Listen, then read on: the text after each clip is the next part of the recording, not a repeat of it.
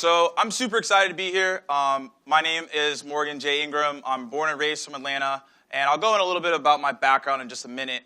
But by a raise of hands, I just want to get like a gist of the room. CEOs in this room, please raise your hand. Okay. And then SDRs and sales reps. Okay. And then sales leaders. Okay, awesome. So as you raise your hand, I want you to think of the lens of what you currently raise your hand for. So as I go through the different techniques, tactics, and tips throughout this presentation, I want you to look through that lens and see how it can be applicable for you. Because the number one takeaway I wanted out of this is for you to actually use something in here and use it immediately after today and be like, it either works or doesn't work. Big thing is I want people to execute from this information and not just think about it and just be motivated by it. Because motivation only leads you to be inspired and to be excited about something, but execution gets you real results. And that's what I want this entire session to be about today. And so the reason I have this up here, become the Iron Man or Iron Woman in sales, is because I truly believe that we have to be multi-threaded in our approach when it comes to prospecting. It's not just making one phone call. It's not just sending one email. It's not just doing one social tweet. And it's not just sending one video. It's doing every single facet of that because people respond differently. And throughout this presentation, I want you all to be engaged. If there's something that I say that you don't agree with, I want you to raise your hand and we can have a conversation about it. If there's something that you want to comment on, please feel free to raise your hand. I want this to be engaging as possible. And whatever you guys want to get throughout this presentation, you can go ahead and just ask because I want it to be open. However, I want you to, first of all, figure out who is this guy with the fedora and why is he talking to me today? So the background. On the bottom left, you see a Pokemon card. So my first intro into sales wasn't selling lemonade. It wasn't selling baseball cards. It was selling Pokemon cards. So middle school, I had a ton of Pokemon cards growing up. It was a big thing that I grew up on. Played Pokemon Red, Pokemon Yellow, if you guys are familiar with that. Huge fan of it. So I had all these Pokemon cards. And I played basketball in middle school, high school. And this kid came up to me because I just had my deck out and I was just trying to figure out what to do with the cards. And this guy says, I want to buy your cards. I'm like, why do you want to buy my Pokemon cards, man? Like, it's not, you can go get them in a store. He's like, no, I want your cards. I want to pay for them. I'll pay $100 for it. I was like, $100 for a card? All right, here you go. Had it on cash. And so as I continuously went through middle school, more and more people wanted to buy these Pokemon cards. And I was just like completely baffled by this. And so I was selling the Pokemon cards, got other friends involved selling the Pokemon cards to the point where I got called in the principal's office. I go in the principal's office, I was like, I haven't done anything, like I'm just hanging out in middle school, I'm chilling. So principal goes, you gotta stop what you're doing. I'm like, what am I doing? He's like, you gotta stop selling Pokemon cards. Why? Like, selling Pokemon cards. And the principal goes, well, it's because these people that are buying the Pokemon cards, like a parent complained, bought it for too much, and they're complaining about you about it. So if you don't stop selling Pokemon cards on campus, we're gonna expel you. And I was like, all right, well, I got to stay in school. I don't know any other alternatives. So obviously I stopped selling Pokemon cards in school, sold outside of school, obviously. But big thing is that's how I started my career. I started my career selling Pokemon cards, and that's how I got into sales. I didn't really know what sales was. There is no real teaching or even schooling on sales. I mean, it's starting to grow. I think there's 40 to 50 universities as it stands today that actually teach about sales, but it's not even something that you could take a class on. I had no idea that an SDR role was even applicable when I first even got into it. So it goes into where I went to. I went to the University of Georgia. That's where, go dogs, so if any dogs are in the room. There we go. And that was a great time. I learned a lot about myself, and I learned a lot about sales. So I was in different organizations, and I sold sponsorships. So we would have massive events on campus, and I would sell to different people within the area, local breweries, local shops, local places. And that was a great time because I learned so much about sales and how to put myself in the right spot to make sure that was applicable. And then on that, where this logo is right here, CGL. So I started a company. It's called Collegiate Gaming Land. So what I did is I hosted video game tournaments on college campuses. So I would go in a local spot, be like, hey, Tuesday, Wednesday, Thursday, you don't have any gamers coming in here. I know them. I can set up tournaments. You pay me X amount of money. We can make it happen. So that was straight sales development at the core, and I didn't even know it. I had to go into organizations. I had to sell my value prop. I'm a 22-year-old kid trying to sell all these business owners that like, hey, look, like I'm some kid with an idea, like let's try to make this happen. So I had to prove a ability point and a value prop to first of all gain their attention, but also for them to take action on my ideas. And so I did that from 8 months. I started my spring semester in senior year. After that, I was like, I don't know what I'm going to do. I graduated with finance and sports management, and I wanted to be a sports agent, but they were like, you got to go to law school. And I saw that law school, and that payment, and I was like, that ain't happening. This is not happening. So I had to make a decision. So I actually came here, the Atlanta Tech Village, and I ran into a guy, and he told me about this company called Terminus. And he said they just got $5 million funding. I'm out of college. I don't know what that means. I heard $1 million, and I was like, where do I apply? So I ended up cold calling, who's the VP of sales right now, Tony Bennett. Maybe some of you know her in the room. I cold called her and had a conversation with her, and my pitch was terrible. Actually, looking back, I was like, hey, I'm Morgan from UGA, and like I just want an opportunity, da-da-da. But I did it, right? And she allowed me to have the opportunity to interview, did the SDR role. Now, within the SDR role, how I grew my brand, how I understand sales development, and the things I do today was the SDR Chronicles. So the SGR Chronicles was a YouTube series. It's a podcast series. Just launched it on Amazon Alexa skill. And it's all about my journey when I started as a sales development rep. So coming out of college, had no previous experience in a quota-carrying role, no experience in sales, no experience in a first job. So I came in just blind, CRM, market automation, no idea what that is. Marketo, HubSpot, I don't know what that is. So I come in with no knowledge, but I knew if I could share my journey as a rep, other people could relate to that.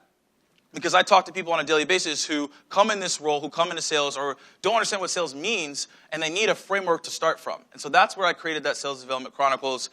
From there, continuously do it today, got promoted to SDR manager, managed 13 reps, where I've created a video where JBarrows, who does sales training for companies like Salesforce, LinkedIn, and Box, recruited me to join his team. And today, I train sales development teams, and that's where I stand today. So that's the background of me. That's where I'm coming from. And a lot of things that I found out through college, through creating this company, through Terminus, through JBarrows, all these techniques are going to be displayed today of what I'm going to be talking about. So let's go back to the Iron Man. So the Iron Man, if you guys have seen the movie, maybe you guys have seen Infinity War. It's a great movie. I'm not going to spoil it for everyone, but Iron Man's in it. So you got to really think about, as a sales professional, there's a couple things that you do on a daily basis that you got to relate to. So number one is obviously the person in the suit who is Tony Stark. So every single person in this room, obviously you're a person, but you have certain abilities in your sales profession or certain things that you want to do as a sales professional or certain sales techniques that you have. And so because of that, you as a person are going out there and doing your thing. Now there's added benefits to why Iron Man is so special.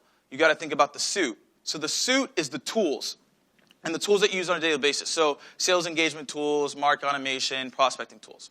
And then additionally is the AI. So that's Jarvis. And that's how do you see insights and how do you put yourself in the right spotlight so that you can get your prospects to respond. So that's where the Iron Man comes into play. And then it comes down to this right here, which is the foundational structure, the science, which is on the left, and on the right, which is the art. So as a scientist, right, you have the foundational structure in order to be successful, right? So what are the things you're doing on a daily basis? What's the cadence that I'm doing? What are the metrics that I'm tracking? What are messages that I need to be doing from a persona-based messaging standpoint, which we'll talk about later, but that's what's on the left, is understanding what is the foundation that I need to have. Because obviously at the end of the day, if you don't have a foundation, your building's going to break down, and then nothing's going to be able to be beneficial for you. And on the right is the art. So personally, I don't really like this painting at all. Some people love this painting. I don't know why it's so hyped, but people like it. But the thing is, it's just perception. The way that I do a phone call is completely different than the way that people do phone calls out in the audience tonight. And then also, it's completely different how I do an email. It's going to be different than how you structure your emails. So think about that as we go throughout this presentation as well, because I believe if we are not doing the processes every single day and we're not executing on a daily basis and we're just going through the motions, the death of the average salesperson is upon us. Because there are so many tools out there. I mean, I just saw a video I got tagged in where, I don't know if you guys saw it, the Google AI assistant was like doing a phone call to sound like a human. That was slightly terrifying. And I was like, if you're not doing what you need to be doing on a daily basis and you're not innovating and you're not ahead of the curve, like that robot could actually probably replace you at some point because that thing's only going to get smarter. It's not going to get dumber. I guarantee you that. So this is the techniques you're going to learn today to make sure that you don't die a death. I'm not trying to die, and I hope you're not trying to die. So I'm trying to be in this profession as long as I can be, and that's why these techniques And the structure of what we're going to talk about is applicable across the board. So I want to talk about this real quick. Most of you probably have seen this before. You probably are executing on this today. But this is just real quick basis of Tier 1, Tier 2, Tier 3 accounts. So Tier 1 is quality. So we're going to talk about highly personalized emails. I'm going to show you examples today where I send a highly personalized email and getting responses. So this is the key accounts that you're going after. So top 25, I have a top 25 accounts, top 50, top 100, top 200. These accounts that you're trying to get into, if you get this logo, then your company, it's a game changer for your company. This is where you're going to take time to personalize the message, and you're actually going to find a way to time block to make sure that you're not wasting time and you're making sure you're doing it in an appropriate way. So that's the quality approach. Tier 2 is quantity, and this is where most sales professionals live. This is where most sales happen. This is where the bulk of your revenue is going to come from. And mostly at the end of the day these are templated messages, which is in marketing. So when you think about this, it needs to be targeted in a way that, like, when someone reads it, there's like, that's for my persona. That's who I am. This resonates with me. That's where Tier 2 comes into play. It's got to be a quantity approach, because we can't just sit around and do highly personalized emails every single day. We can't do that. But we can send persona-based messaging that is going to be applicable to that audience. And then Tier 3 is practice. So there's probably objections in this room that you make cold calls on, you send emails on that you get. That's what Tier 3 is for. It's to say pretty much things that you wouldn't say to a Tier 2 and Tier 1, but you're testing out new approaches. You're testing out, how do I handle this objection that I keep getting? I'm not confident saying with Tier 2 and Tier 1, but I am confident saying to Tier 3, and if I'm getting some results there, I can move up the chain. So if someone says I'm not interested, and you say an objection that you've never said before, you can then move to Tier 2 and use it, and then you can move from Tier 2 to Tier 1 to do that. So that's something that I think everyone's going to think about is, like, what are my highly personalized messages I'm going to be sending from a sales standpoint that I know I'm going to get some response with, so maybe 3 to 5 highly personalized emails. 2, what's the quantity approach, the persona-based messaging that I'm doing? And then Tier 3, how am I going to practice to make sure that I can try out new techniques and I'm not doing those things on a daily basis? That's not getting me to where I need to go. So next is target contacts. So we talked about persona-based messaging. You want to make sure who are the people that you're targeting. So at the end of the day, there's obviously people that you're looking at in your sales cycle that you're talking to. So I always say, hey, if you're an organization today and you already have customers, the best way to figure out who the best people you're talking to is talk to your customer success team. They have the data of company sizes, industries, and people that they're closing. So big thing that I did when I was at Terminus was like, okay, cool. So I know we're selling to marketers, but what type of marketers? So went to customer success, looked through every single customer, created a real quick report. If you got Salesforce or any type of CRM, you can do that. And then I looked at what are the most job titles that we close. And then that's the persona that I'm targeting. And then next what I would do is, like, what were the company sizes that we're closing? Is it 51 to 200? Is it 1,000 plus? Is it mid-market? Is it enterprise? Is it SMB? And then the next thing I'm looking at is, what is the industry? Is it SaaS technology? Is it biotechnology? Is it healthcare? Whatever that is for you and whatever your industry is, it's breaking down those fragments and just looking at the data and saying, okay, look, this is where success is at. Let's focus on this, and then let's filter down what the second best is, the third best, the fourth best, the fifth best. Because if you already have customer success data inside of there, then you're going to know who your target contacts are. You're going to know who that decision maker is. You're going to understand the decision process. You're going to know who to talk to. You're not going to be like, who do I talk to? It's like, no, this is the person we need to talk to because the data is telling us it's this person because they handle X, Y, and Z projects, or they handle X, Y, and Z initiatives. So that's first off, really focusing in on what are the projects that I'm looking at to put myself in the right spot. So really thinking about that as well. As we're talking about target contacts, how can we do persona-based messaging that relates to the audience? And then again, it's triggers. So when you're looking throughout the internet, there's so much noise, there's videos, there's content, there's just way too much happening. However, it's finding those triggers that you need to have to be applicable to here. So you could be looking at different things that are on here. So it's all across the board. It's quotes, it's priority, it's hiring and growth, things that are on the screen. So I always tell people, what are the 5 triggers that you're looking at when you're reaching out through phone, video, doesn't matter. So my 5 are hiring SDRs. If someone's hiring SDRs, that means they're onboarding people and I'm going to do some training for them. Product update. Also look at social accounts for the individuals because I've done a lot of social, I've done a lot of brand building, so I can talk to that and tell them how that's going to be beneficial for them. I'm also looking at their mission priorities on their website to see if it's applicable to the training. And I'm also looking at LinkedIn job descriptions because sometimes people are just like, hey, I'm looking for this, and they got their hand raising in their summary or in their job description because they're saying, hey, this is a project I'm working on that's directly tied into your solution. So it's finding the triggers and not spending hour, 2-3 hours on a website. Because I've done that before. I've sat there, I was looking for a trigger, it took me 2 hours, and then I sent an email, I didn't get a response, and then I want to leave. I'm like, I don't want to do work anymore today because I spent 2 hours finding a trigger that I thought was amazing, and no one responded to me. And I know some of you probably done the same thing where you sent an email, you thought it was going to be amazing, it took you 2 hours to find that nugget, and they don't respond. You're like, this is ridiculous. I want to just jump out the window, right? But the thing is, if we can just find what are the 5 triggers we're looking for, it makes it super quick. It makes it super applicable, and we don't have to worry what are the other things we're looking at. So this is real quick. I'm going to go over this real quick. Messaging matrix. These are just messages that I've created real quick based on marketing acquisition, based on the triggers, based on ramp time. Again, 5 triggers, and we're going to talk about this a little bit later, what you should be looking at when you are reaching out to these accounts. Because if you do have something that resonates with them, it's definitely going to be applicable at the end of the day. And so this is something that we created, John and I, is like, what are the messages that we need to be saying to people so that it indeed does resonate at the end of the day? So let's go into the agenda. So I'm going to talk about 4 things. I believe that in sales there are 4 main type of outreach that you have the most control over that's going to get you the result that you're looking for when you are actively prospecting to accounts. It's video, email, social, and phone. Now, there's obviously other factors, events, face-to-face, and direct mail, but these 4 I think are the most applicable and will help you when whatever sales process or whatever prospecting that you're doing throughout. So I want to stop right here and ask a question. How many of you are or have done video prospecting before? Okay. And then how many of you have not done it before? All right, so why have you not done video prospecting? Are you afraid of it? Do you think it's cheesy? I want to hear the thoughts from you guys. Just haven't done it? Yeah. Say it again? Yeah, so video prospecting, more so video selling. So it's more so where I'm creating a video, like on a desktop, and I'm sending out a video to a prospect, and it's like they can see it from there. Yeah. Yeah, you're welcome. Yes. Cheesy? Okay. Low quality damages the brand, so the cost to acquire the videos for quality aspects is too high. Okay. For myself, it's a small company. Right, so you're saying like I don't have a studio, so... I don't have the studio, I don't have the ties, I can't exchange the favors for people that want to be able to produce the videos that would present the quality and the brand that we're trying to present. Okay, cool.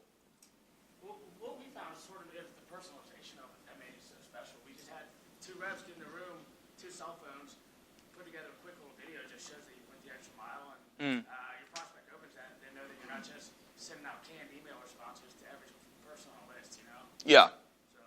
Cool. No, that's a good thought. Anybody else thoughts on like, okay. How to figure out how to make it scalable. Okay. Okay. So scalable as in like you can send 10 videos out a day or 20 videos a day, or like what's your thought on that? Based on ROI, different things like how long will it take to make as many videos? Does every rep need to do it? Do I need to do it multiple times throughout the cadence? Cool. Yeah. I've done it, but one of the reasons why I know we don't do it currently is the learning curve, right? It takes about 45 minutes to explain what we do. Yeah. In the presentation for our technical guys. Mhm. So how to condense what we do in 2 minutes, it's kind of tough. It's the show and tell aspect. Right. No, that's a good point. Anyone else? Comments on why today you think you don't like video, you're not a fan. Any more comments on that? Yeah, in the back. Yeah. Okay. Okay. Is that more so because didn't have a script, or was it just like, hey, I'm just going to go off the cuff and like reaching out to people? No, I had a script, but I just think that when you're in front of the video, I mean, you can either perform in front of the video or not, I guess you could say. So I just felt like it would take me too much time to get it perfectly how I would want to display it in front of a prospect. Got it. So it's like the perfection component of like, I need to make this amazing. Okay, cool. Yes. Yeah. or it can be at scale, which I will talk about. But before I kind of go into my thoughts on it, anyone else have any thoughts, concerns, or like video's a joke? Anyone else? Yeah. I'm just curious, is anyone in the room source a deal from video prospecting? Back.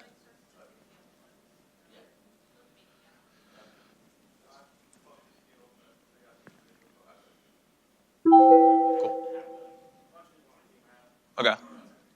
Cool. Okay.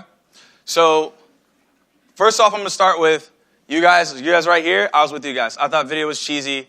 I thought it was dumb. I thought it was the dumbest thing of all time. Because why the heck would someone want to watch a random person and open up an email and watch someone with a video I've never even talked to you before? Like, videos are for YouTube. Like, I don't care about that. So that was one thing.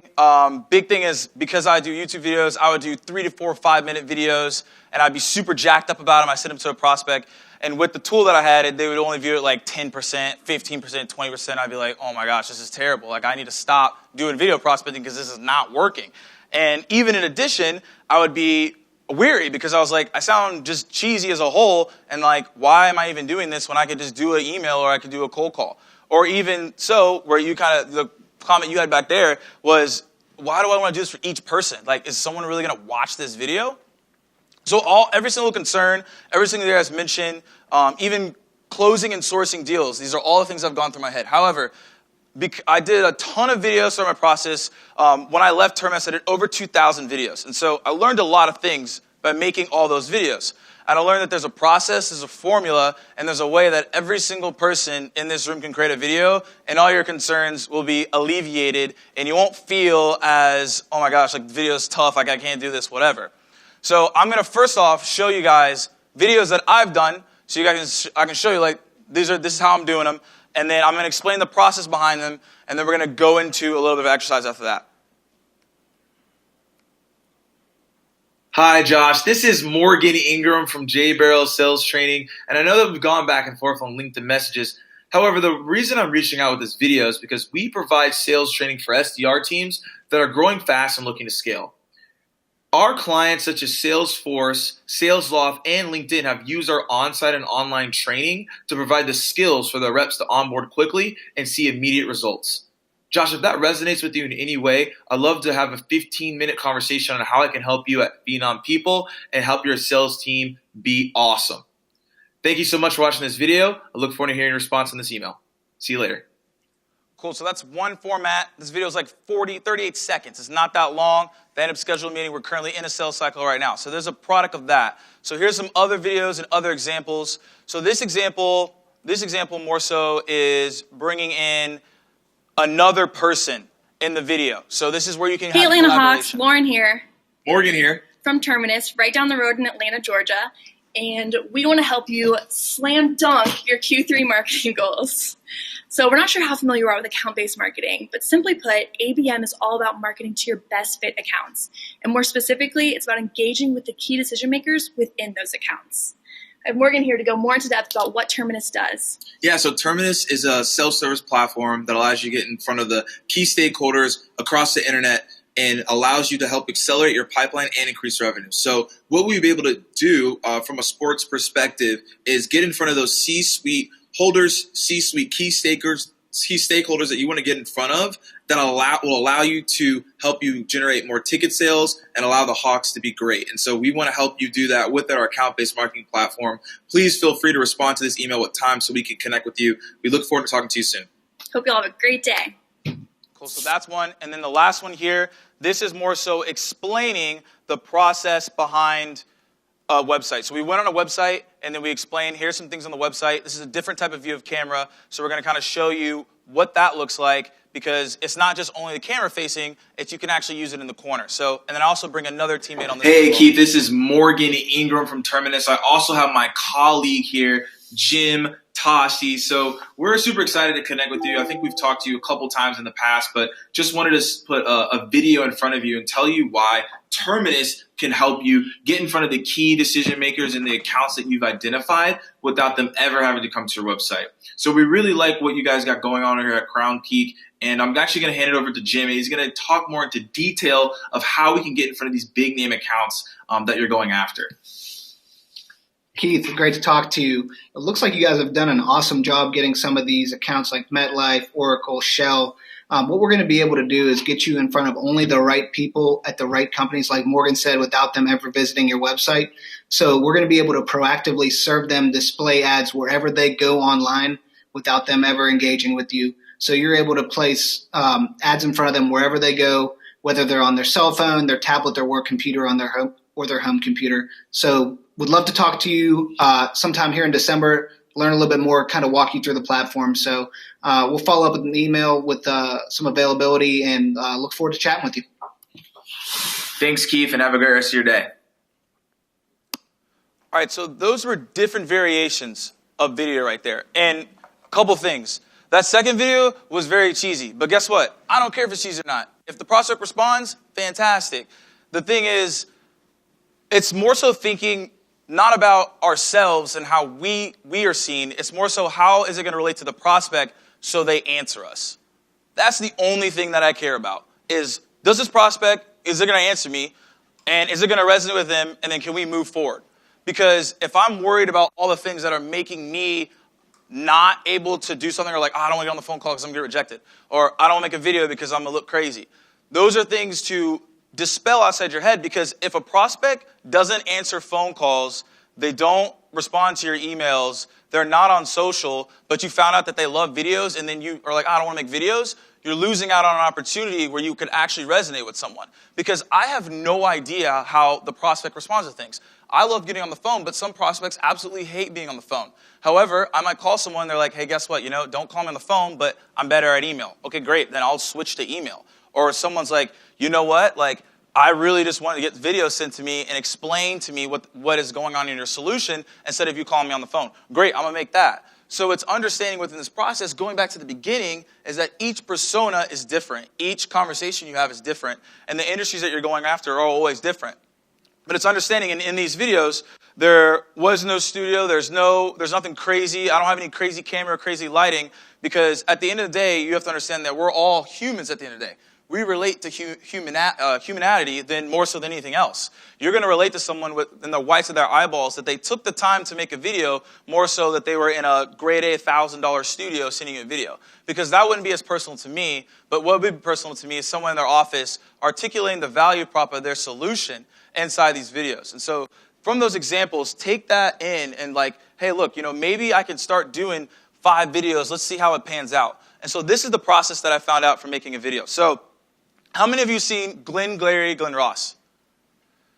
So this was a homework assignment that JBarrows gave me, my boss gave me. He told me to watch this movie, and it was massively depressing.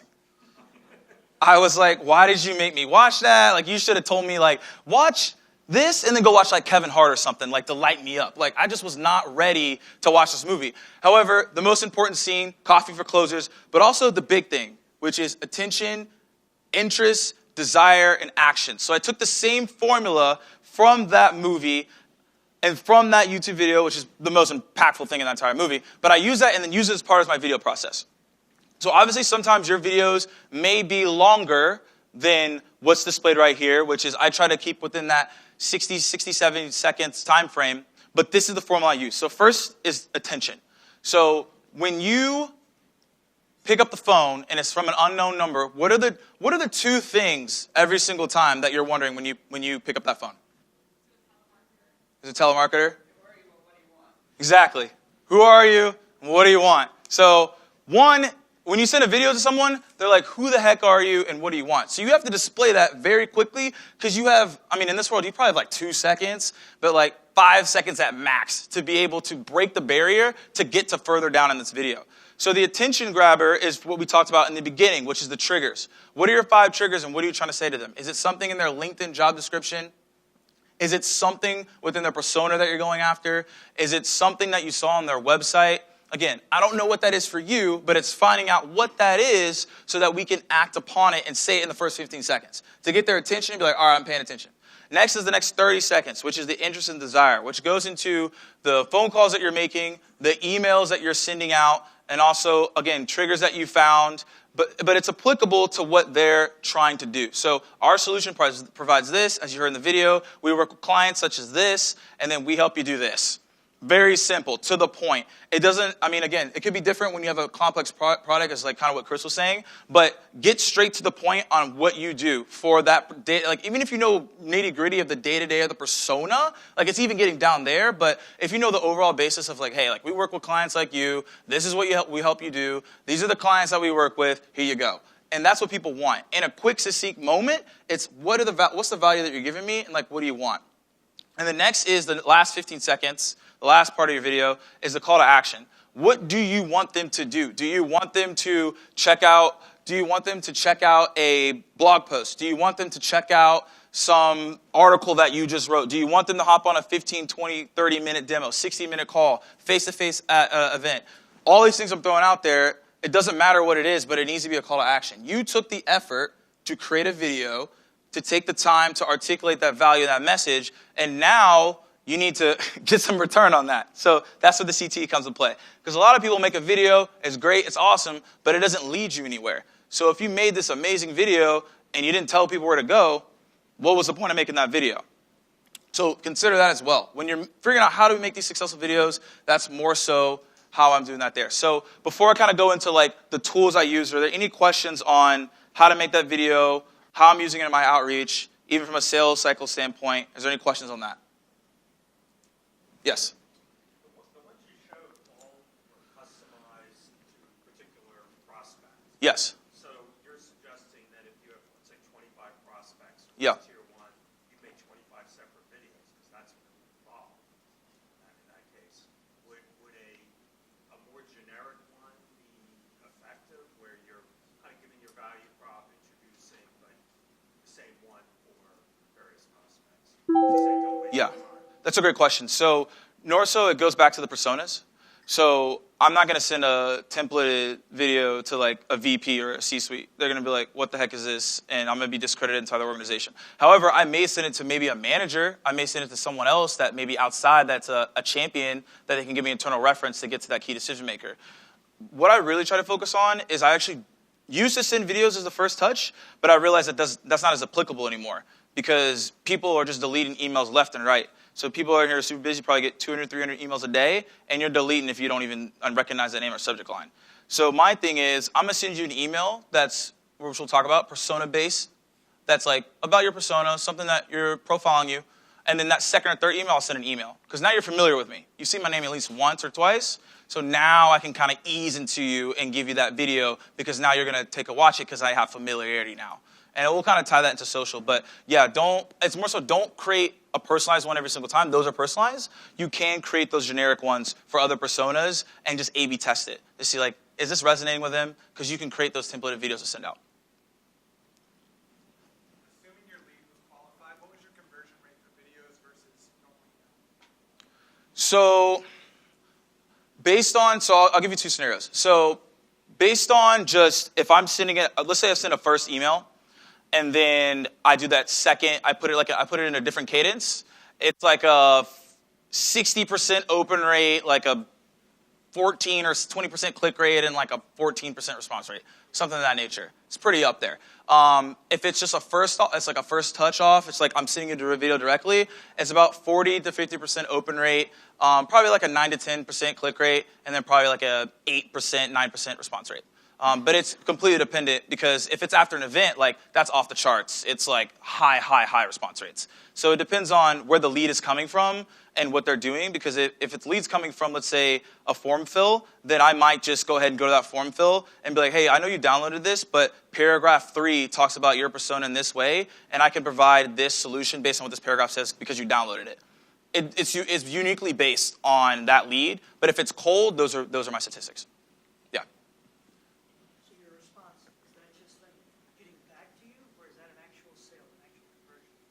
The ones I was showing, that was cold outreach.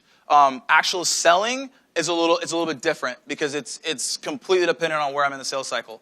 If I have deals like currently right now in the sales cycle that just are not responding to me, I'll send a video, and that normally awakens a lot of deals. The last video you saw where I was explaining the website, that was someone where I called them like probably like 10 times. I emailed them like 10 times, and like they just would not respond to me. But I sent them a video. It was the first time that they had actually like responded to something.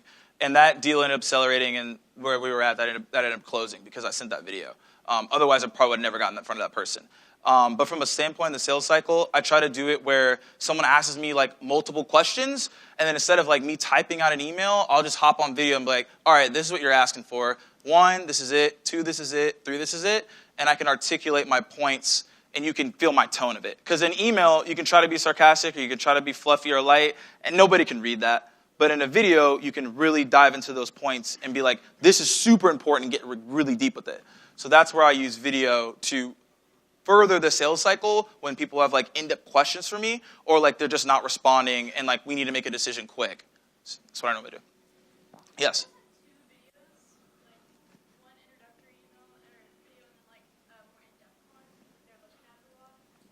In-depth as in?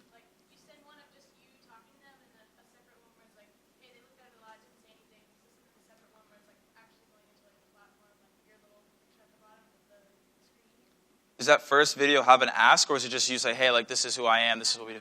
Okay. So normally the tool on here, Vidyard, which is on the top left here, there's a view rate you can see on the videos. So it'll tell you like 80%, 90%, 100%. If it's 100%, I'm calling them out. Hey, look, you looked at the video, what's up? Like, like what's going on? You watched it at 100% and you didn't respond? Like, you can at least say like you're not interested. Like, you took the time to watch it, so give me something. Other than that, it's if it's at like 60 or 70%, I try to like track where I lost them. And then I just say, hey, I have a tool. It tells me how much percentage you watched this video. I lost you at like halfway through the video. What did not resonate, and what can I tell you that can like move forward in this process? Because you took the time to watch the video, but like, why'd you stop? And then normally people are like, you know what, like Morgan, like, you know, I'm not really interested right now. Call me in 3 months, or contact me in 6 months, or like, I heard this and like it's not applicable. Do you guys do this? So it gets further in questioning because people stop watching for a certain reason. Either if someone got past like 50%, then they were engaged. If someone watches like 11%, that person just wasn't engaged at all. But if I get someone over 50%, I'm figuring out like, why'd you stop? You got halfway there and you just quit. Why'd you quit? Yeah. Why'd you quit? I noticed that the first video that you showed was on a YouTube platform, and then you had it delivered on another platform and then another platform. Yes. How do you typically store those videos so that you maintain ownership and copyright control for the distribution of that message? Yes. So all the videos were done on Vidyard, which is on the top left. I put that into YouTube so it's easier to see in a PowerPoint presentation. But all those were done through Vidyard, and they're all stored within Vidyard. So they're all there, and you can access them. I can show you later what it looks like, just for time's sake, in the UI. But it's all there, and you know no one else is going to see them except everyone within your organization. And then that allows to kind of go back to John's points over here, which is talking about templating them, because then you can actually store videos in templates. Yeah. Which prospect? Oh, it's for the VP? Okay, cool. We'll send the VPs. Yep. Cool. I saw another hand. Is everyone good?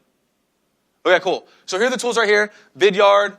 On the top left, Bomb on the top right, and then at the bottom is Videolicious. All these are just done in different ways. So the bottom one, Videolicious, I do a lot of content on LinkedIn, so I like editing on the spot, so that's why I use that. Top left is Vidyard, and then top right is Bomb. More so people use it in the real estate industry. It's an insurance industry. But all these are tools and structures you can use for video, and they're all applicable across the board.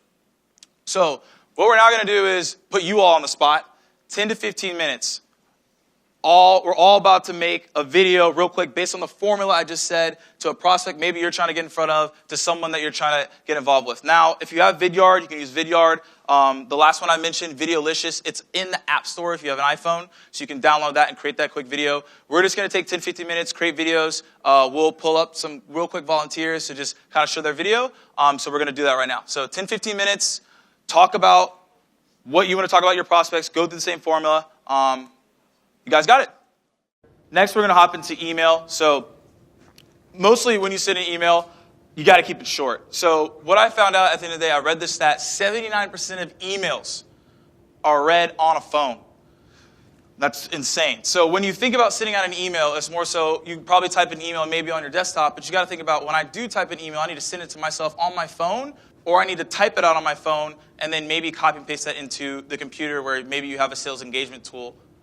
So think about the ways that you can do that and put yourself in the right spot, because this is, I think, the most important thing, because if you can make your message condensed and short to the point, then people will be able to resonate with that. No one's trying to read a novel. This isn't Harry Potter. This isn't Lord of the Rings. Like, this is super short and straight to the point. Like, that's how people busy are. We talked about the 5 seconds of attention. Like, that's really where it is. That's why it needs to be short, so they can see the quick blurb. I noticed something. I saw something, which goes into the why you now email. So this is the format that we talk about JBarrows sales training. This is what we teach our clients. This is how I structure my emails. And you'll see examples of how I'm doing this and getting responses. So first and foremost is the subject line.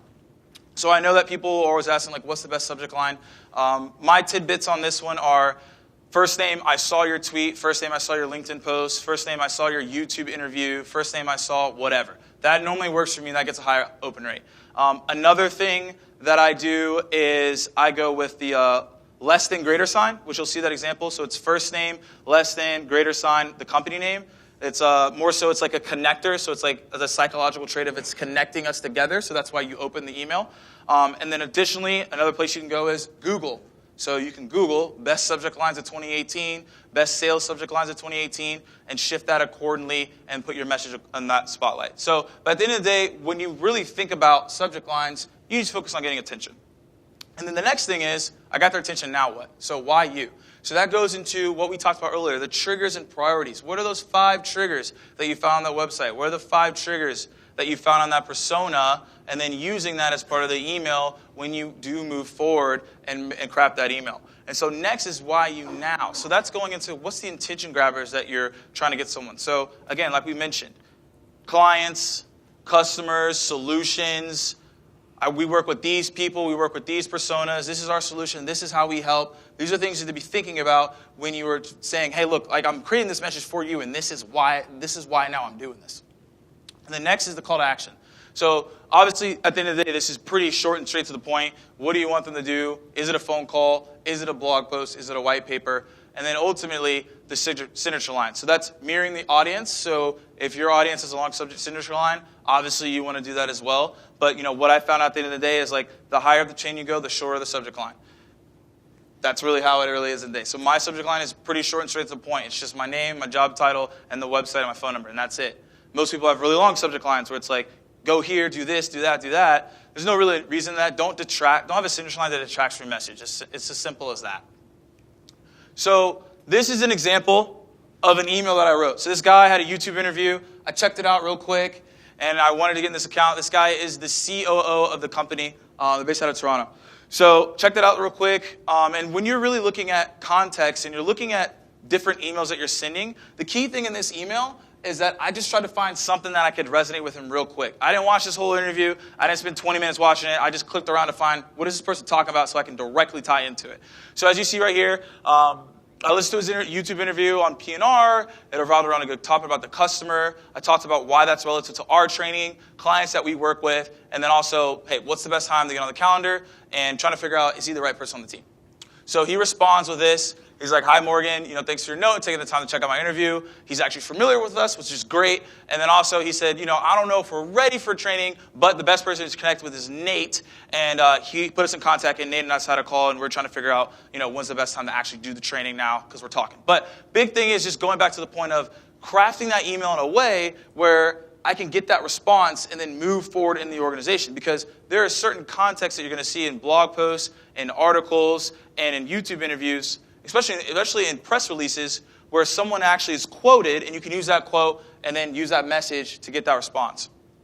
So we're going to talk about next is persona-based messaging. So that's high-level personalization. That's where I sat down, I found the research. But let's talk about volume. So it's like that's where everything's going to come out of the play. So right here is just a pure example of what I have right now. So this is just based on me just reaching out to a certain persona. So this is sales development leaders. That's open rate, and that's the response rate, and that's just at volume. There's no personalization within these emails at all. It's all based on persona. But the key thing is I send out a social message first, which we'll talk about later. But the reason I send that social message out first is because it creates a familiarity with me. So I A/B tested this. So I have the same exact email that I sent out. It has essentially the same amount of sends, and it has about a 7 to 8 response rate. This one has the 14% response rate. And so the reason for that, I believe, is because it's based on the persona, and I'm also connecting with them on social, so that way when I do send that message out, they're like, wait, I've seen that name before, I know who that is, I'm familiar with them, and it ends up being responding. And it also amplifies because now I can do this at scale, and I don't have to sit down and create a 30-minute email or a 10-minute email where I'm super hyper personalized. All I have to do is send this out at scale, and then now I'm able to talk to the people I need to talk to. And yeah, most people might say like, okay, I'm in a cadence. Obviously, sales offer here, I'm in a cadence. But for the most part, this is directly related to them. This is their day-to-day life. This is what they're dealing with. And so if I can solve that, that's what's going on here. So here's the format of exactly how my email looks. As you see, this is a super short email. There's not a novel. There's not a lot of stuff going on here. So essentially, think about when you're looking at your personas, you're looking at the people that you're reaching out to, and seeing how can it be like that? How can it be in a way where I can send out a message that relates to my prospect, it's in the day-to-day, it's something relatable that everyone across my team or I can do to make sure that I'm resonating with the right people. Because what we should be focused on is persona-based messaging, and we should be focused on how can we articulate that value to that prospect so we're not putting ourselves at a disadvantage. So right here, there's a lot going on right here, but this is the messaging matrix. So I talked about this a little bit in the beginning, but this is what John and I did when I first started 8 months ago. So everything right here, as you see, it's all based off on personas that we're going after, product and solution fits, the priorities that they have, and then also the attention grabbers. So essentially what you could do is create a spreadsheet like this. What are the personas that we're going after? So there's probably 3 to 5 main personas. Then out of that, what are the priorities that these people have? So it's shifting through that and figuring out what that is. And then the product and solutions, what are we selling? Who's applicable to within those personas? And then what are those attention grabbers? So what are the things that I can put inside my sales off cadence or whatever sales engagement tool that you're using to make sure that I can do this at scale?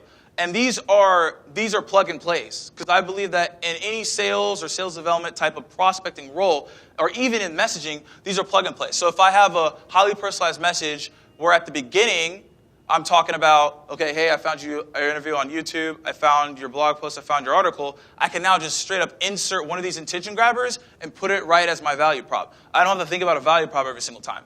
It's already there for me. So I can just keep inserting. So it actually allows me to do everything at scale, and it allows me to continuously go through my process, and I don't have to think about my value prop every single time.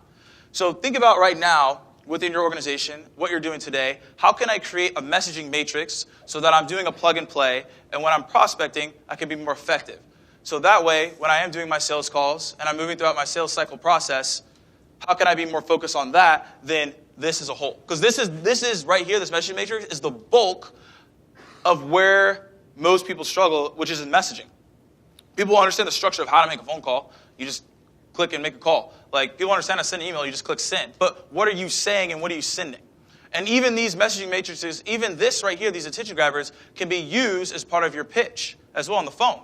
It can be used as part of your pitch on your videos. It can be used as part of your messaging and social, which we'll talk about a little bit later. So it's not just for emails. This is for everything. And by inserting and plug and playing this, it allows you to be way more confident in your message because you see it every single day. It allows you to be way more confident towards your prospects, and a lot more people are going to resonate with you at the end of the day. So take this into consideration. Figure out what's your messaging matrix, what are the priorities of the people that you're going after, 2018 priorities, and then also what's the solution that they're looking to fit. So let's talk about social. So who in here posts on social? LinkedIn, Twitter, Facebook, whatever, right? Okay, so who does some type of social post or engagement every single day? Okay. And then out of that, the people who raise their hand, are you creating blog posts? Are you just writing up posts? Are you creating videos? Like, what's that makeup look like when you are posting online? We do all of the above. Okay. Could be a curated article, could be one of our own videos, okay, blog post, or introduction to a webinar. Okay, cool. That's my job, is I create content. I'm an influencer. Okay, cool. Anyone else? Yeah. Every day I try to post something about industry news. Okay. And every Saturday I send a newsletter out from the past 5 days, just because everyone's busy. Mm-hmm. It's not stuff that they can't find on their own, but it's stuff that I think they like. Yeah. Cool. Anyone else? Yes. Even just liking relevant articles on LinkedIn. Yeah.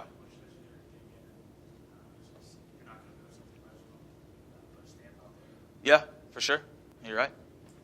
So definitely agreements with everything. I think when you think of social, there's obviously different components about it, and there's different things when you got to think about it. But I think it's remaining relative and being a part of a web. So most people live on social. That's where they're at. They're either engaging with some type of content on Twitter. They're engaging with some type of content on LinkedIn. They're engaging with some type of content on Facebook. So it's understanding what does that engagement look like and how can you be a part of it. So one of the main things is I post every single day. And I don't do it for my health. I do it essentially because I know it creates awareness. Because at the end of the day, we're in the most noisiest world of all time. Your phone calls, your emails, your videos, all these things could be completely dismissed. However, if someone does see you on social, then they're gonna be like, okay, I've seen this person before. So I have a prime example of how this all played out. So every single day, I post, and I have the YouTube series called the SDR Chronicles. So I post it on a daily. I post it pretty much almost every single week. And so when I was at Terminus, I was an SDR manager, and I was posting. And one of my reps reached out to this account, and they took the opportunity. They went through the sales cycle, and they closed. It was like a 2-month sales cycle. And the guy messaged me that we closed on LinkedIn. He was like, hey Morgan, like, what's going on? I was like, hey, what's up? I've never talked to this guy before. And he goes, I want to tell you an interesting story on how we ended up buying Terminus. And I was like, okay, like, what's up? So he says, the only reason that I responded to your rep's email is because I saw your face on LinkedIn every single day. I didn't watch a single video. I have no idea what you say in those videos, but I've seen your face. He said, because of that, I responded to your rep, and because it was actually something that we needed and we could use, we ended up buying it. And he said, just so you know, that was the main reason that we actually ended up taking the opportunity. So you got to think about social as a long-term play. This isn't a short-term play. You're not going to post one thing and get 1,000 likes. I wish it was that easy. It's not. And you're not going to post something and everyone's going to come in your inbox and be like, I want to buy. It's just not going to happen. However, it's a consistency of results, a consistency of action that from the long term can get that cultivation of what you're looking for. Because at the end of the day, if you're able to create this content, you don't have to create content, actually. All you have to do is share. Like I always tell some reps, and I always tell even CEOs or anybody of that nature, all you have to do is go find an article that is relative to your industry, share it, quick contest. Hey, I read paragraph 2, and this is why it was applicable to the industry, and that's it. That's all you got to do. It takes like 10 to 20 minutes, and then you can go about your day. It's not about more so the likes and the comments and the engagement and the grind of it all. It's more so just being out there and letting people know that you're out there. Because if people know who you are, they're more than likely to respond. They're more than likely to answer your phone calls, which goes back into that cadence I showed you guys. That's why I do as a first touch. Because sometimes when I call people, they're like, oh yeah, you sent me a LinkedIn invitation request, like what's up? And the conversation becomes really cold to pretty warm. And now I can figure out, okay, like where are we going here? Like what type of conversation can we have? Because they have some type of familiarity with me. We're not best friends, but they're not hostile towards me. They're not like, no, hang up the phone and say, see you later. It's something that I can actually resonate with. So we're going to talk a little bit about social here. So here's the main thing. I think social listening, not social selling. I don't think you're selling any massive deals on social. You're not tweeting someone and they're not buying $1 million contract from you. That's just not going to happen. However, throughout these tools, you can listen and find, again, the triggers that we talked about, the insights, the priorities. So number one is LinkedIn. Big thing on LinkedIn, if most people may have not seen this or you have, you can go on LinkedIn and you can go search all type of content that you want on LinkedIn. There's a button that says content. So you can search your competitors, you can search industry insights, you can do hashtags, you can do all crazy stuff. And I do that a lot to see kind of what's going on. So prime example of what I do is I always look for hiring SDRs. So I go hiring SDRs, I go latest content, and I just go see who's hiring SDRs. And someone saying they're hiring SDRs, I take a screenshot, I send them an email, and it's like, hey, look, I see you're hiring SDRs, this is what we do, let's have a conversation. And that way, all I do is listen. I just want to see what's going on. You can do the same thing with your solution that you're selling and the service that you're selling. Finding what are the insights, what's the relative knowledge that's going on LinkedIn that people are posting that I can actually use as a message and leverage point. because no one can really run away from something that they posted and you screenshot it or that they said. That's what they said, so just use it as leverage. The information and knowledge is out there. You just have to go out and find it. Liking, commenting, sharing with their insights. LinkedIn Sales Navigator is also, if you have that as well, is really critical because you can see who's been mentioned. You can see who's changed jobs in the past 90 days. These are a lot of key things that you can use to make sure that you're being applicable when you're sitting out information. Owler, is anyone familiar with Owler? Or ever heard of it before? There's a couple people in the room. So Owler is a great resource. The reason I like it is because you get a daily snapshot every single morning. So let's say you have key top 25 accounts, top 50 accounts, top 1,000 accounts, whatever you're doing, or even accounts that you can't get into. You can star all these accounts. It's Owler.com. You can star all these accounts. And you can do it every single week. You can do it every single morning. I do it every single morning because I want to see what insights are coming at me. I can look at all my insights, and then I can easily just read the article real quick and then easily pull that information to then send to a prospect. Or if I'm about to get on a call with someone, I can star it. I can send in information to them before we get on the call. Or if I'm in a sales cycle with someone, I can star them as well because you can separate it by brackets. So like when I do get on a call with them or they're lagging the sales cycle, I'm like, hey, I saw you relocated somewhere. I saw that you got funding. I saw that you got this. I saw you had a product update. So these are things that you can make sure to keep on top of mind because I don't have all day. I know you guys don't have all day. I don't have time to look through every single company's website to figure out what's going on. I just don't. So it's easier to set up systems that come to you so you can aggregate the information and the insights so that you can be proficient in your outreach. Same goes with Facebook. Now, I'm not saying go face people's stock Facebook page, go tell them what's up about their family or congrats on their kid. Those are things not to do. Please do not do this. I've had someone do this before, and it did not end up well for them because they got shouted out on Twitter and they got roasted for it. So don't call people's kids. Don't talk about any about their personal life. Definitely don't talk about politics and religion because that's a whole different subject. Just stay to the company page. Figure out what the culture is like. Figure out what's going on. Take a couple screenshots. See the insights. Again, you can use that as relative information to talk to people because their Facebook content can be different than their Twitter content. So the green one is Feedly, FEEDLY.com. Feedly is amazing because there's probably certain conversations that you're having throughout with people that you need insights from. So, for example, if someone's talking about video selling, you can use that as part of the Feedly. You can put it in there and you can send them articles. If someone's sending, okay, I want to talk about IT, you can do IT as a subject. If someone's talking about infrastructure, you can use infrastructure as a topic, et cetera, et cetera, et cetera. So Feedly is really good because someone could be like, hey, you know what? I want to learn more about AI. So then you can pull that AI article, share with them, and be like, here's something that's going on in AI to keep relative and top of mind with sales professionals, with your prospects. Because as sales professionals, as people who are trying to get in sales or trying to do the selling, it's more so we're always touching base and checking in, which is like the worst words you can use in sales. So it's more applicable to be like, hey, okay, look, you just relocated. You just did this. Here's some AI that I just read about. So that way, that's your touching base and checking in, keeping with the prospect, but it's relative information and value that they can use moving forward. Twitter, so does anyone make Twitter list? Twitter list? Okay, so Twitter list is basically you take accounts, you can mark them, and then you can do your top 25, top 50 accounts. So you can see what they're sharing, you can see what information they're doing, screenshots, and that's really applicable as a whole. Now, do not make your Twitter list public because it's going to tell the company or the person you're adding that like, hey, so-and-so added you to a targeted prospecting list. I don't know, that's probably not what you want to do, so stay away from that. Make it private so that they can't see it, so that you can definitely go through the different objections you need to go to. And then another new one is Nudge that I've been using. This is just another type of insight tool. You can pull stuff from, if you have Salesforce, you can pull it from Salesforce, put your accounts inside them in your contacts, and you can see insights that they're sharing on social and throughout the news. So again, these are a lot of tools that you can use. I'm not saying use every single one. All I'm saying is one of these tools you can definitely use in your process to be applicable when you're prospecting and also you're in your sales cycle with your prospects. So real quick, again, let's talk about personal branding and posting. I think the most important thing out of all of this is, like I talked about, like long-term benefits. The long-term benefits of starting a personal brand, again, is it's going to help you get to where you need to go. A lot of stuff that's happened for me is just based off me creating content, building a personal brand, creating relativity, which allows me to create relationships, which allows me to increase sales cycles or create familiarity. Because a lot of opportunities that sometimes come from me is just straight up, I saw you do this or I saw you do that, and it just is another avenue of resource that I can have as I'm doing my sales cycle. So really think about that as like, what can you be doing today to build a personal brand? And again, I'm not saying that you have to create a YouTube series, a podcast, or start like traveling the world and doing a travel blog. I'm not saying any of that at all. All I'm saying is like, find one thing every single day you can do.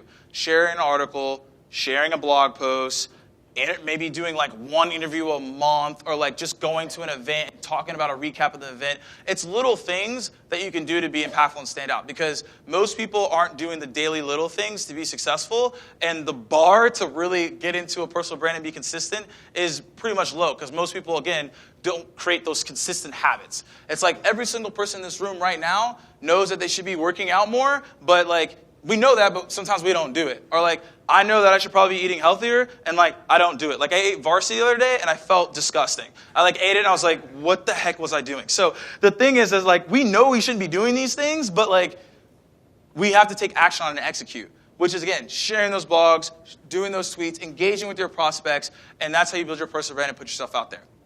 And again, it's easy to start. It's not hard. Don't make it too complicated. What are you excited about? What are some insights that you see? Share with your network, and then make that applicable. So I want to talk about this real quick. So becoming thought leaders. So I don't think anyone can become a thought leader overnight. I don't think it's applicable. I don't think it even makes any sense. But I do believe that every single person in this room can become a subject matter expert.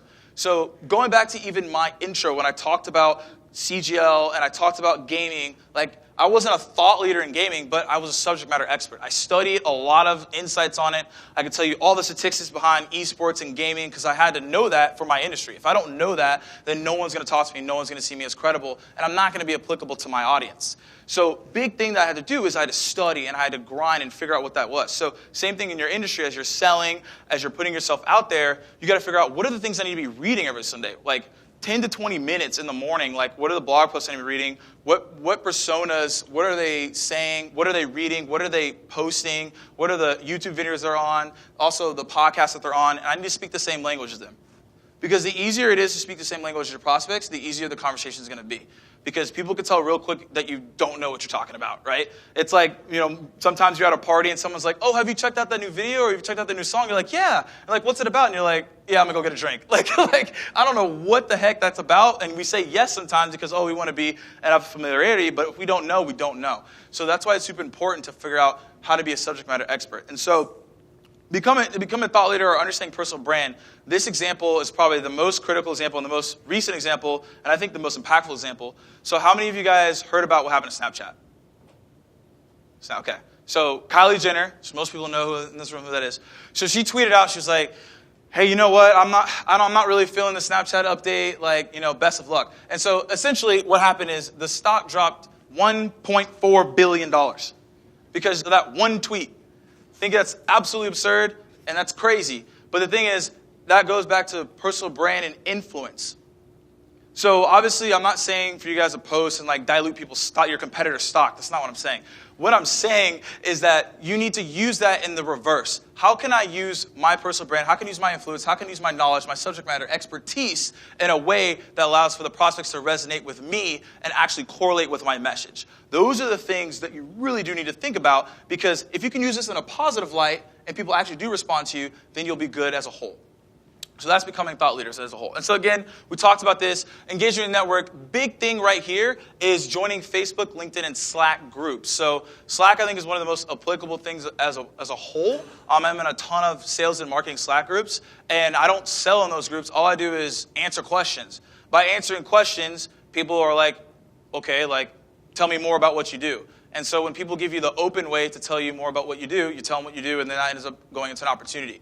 So it's more so giving value in the marketplace, because when the marketplace sees you as valuable, the marketplace, again, will give you the opportunity to tell you what's about. Because you got to give value to the marketplaces first before you even get that value back. So that's why it's important to join those Facebook, LinkedIn, and Slack groups and create that engagement so that you're putting yourself in a spot that you're seen as, again, that subject matter expert that people want to talk to when you do reach out. So before we kind of go into this example, does anyone have any questions on anything that I've talked about so far? All right, cool. So you guys are all looking at this right now, and you're like, what the heck is Morgan about to say? So LinkedIn connections gone wrong. This is like the number one thing that actually frustrates me the most. So this is my how many invitations I have right now. It's actually gone up a little bit, but this is how many I have. So the thing is, like, I'm not really in the market to really buy anything. We're only a 3-person team. So like, I'm not going to buy anything, but that's how many I have. So imagine the C-suite, VPs, directors, how many invitations they have in their invitation box. And the key thing here is to notice is that none of these have any personalization at all. So if I've never met this person at an event, or I'm not a mutual friend with them, or I don't know who these people are, so why in the world would I accept your invitation request if I've never seen you before? You're not giving me any context to connect. I'm like, see you later. So big thing is we have to do this the right way, because if you can do this the right way, it goes back to that first LinkedIn personalization I talked about, which allows you to have the messages that you're sending out. It allows you to have good conversations in the sales process. So right here is me sending out personalized LinkedIn invitations. Here are 2 responses right here. So the guy on the left was like, oh yeah, thanks for reaching out. Timing is perfect. He actually had time to connect with me. And boom, so now he enjoyed the content. He's seen the stuff I'm doing. So now we had a conversation in the sales cycle right now. And I didn't have to call this guy. It was just straight up LinkedIn invitation. So big thing right here is like this is the persona-based messaging I send to sales development leaders all across the board, even sales managers sometimes. I send them this. The reason I do this is because I want to do it at scale. Most people's LinkedIn profiles, they don't have anything on them. It's bare. So if you don't have anything, you don't get anything. You get that. So essentially next is on the right. So this is a CRO. And I sent this message because his career's been impressive. And I normally ask a question.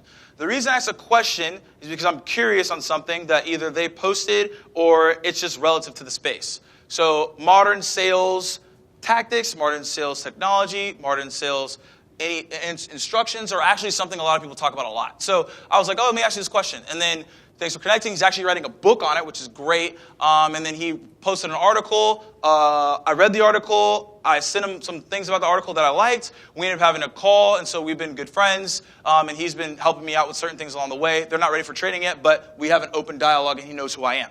The big thing is, though, is that these personalized invitations don't take long at all. And actually, I have something called ATEX. You guys familiar with ATEX? Or know what that is? So I have ATEX. So what I do is I craft up these personalization notes, and ATEX is really just shortcuts. So you can do like A1, and it'll type that out. Like D1, I'll type that out. And the thing is, I just do that. I go through LinkedIn on my first step, and I just go through each prospect, and I send them this personalized invitation. And within my sales engagement tool, I start to make sure that if they're connected, to make sure to keep in contact with them and know, hey, this person's connected with me, so I can, engage with them maybe in messaging or like their stuff. I know that we're connected, so we're good. So that's the big thing here, is that like be unique in your personalization. Take the time to craft a persona-based message invitation that gets a response. And at the end of the day, like even if they don't respond to like this, it doesn't matter. If we're connected, we're connected. Because I guarantee you'll get on a call, you'll send an email. They may not say thanks for connecting, but they will know who you are. And that's the biggest thing that we're trying to get, is through the noise, understand where we're coming from. Same thing is applicable when I get on people with calls. I don't connect before I get on a sales call. What I normally do is I'll get on the call with them, and then after I'll send them like some personalized stuff based on the call we just had, so that we can connect and move forward and have that first connection. But being first connections and being unique in our personalization is very key, because again, it opens up the conversation. So think about that as you're sending out your personalized invitations. Don't keep it blank. Make sure you add something into it. So last but not, yes? Do you use InMails at all or no? So InMails. So my thing on InMails is I don't like them as much. Here's why. Some people love them. So if you're using them right now and you're being successful, like don't let what I'm going to say right now stop you from doing that. So I was at an event, and I was like, I'm just curious to see who actually responds to emails. So I went to go talk to different executives, and I was like, all right, when you get emails, what do you do? The majority of them said that like they have a folder. It's called social. Most people have their social folder. They have their emails sit straight to the social folder. And at the end of the week, they delete it every single time. They don't view any of their emails. I was like, why would I send emails if they're getting deleted? That's a waste of my time.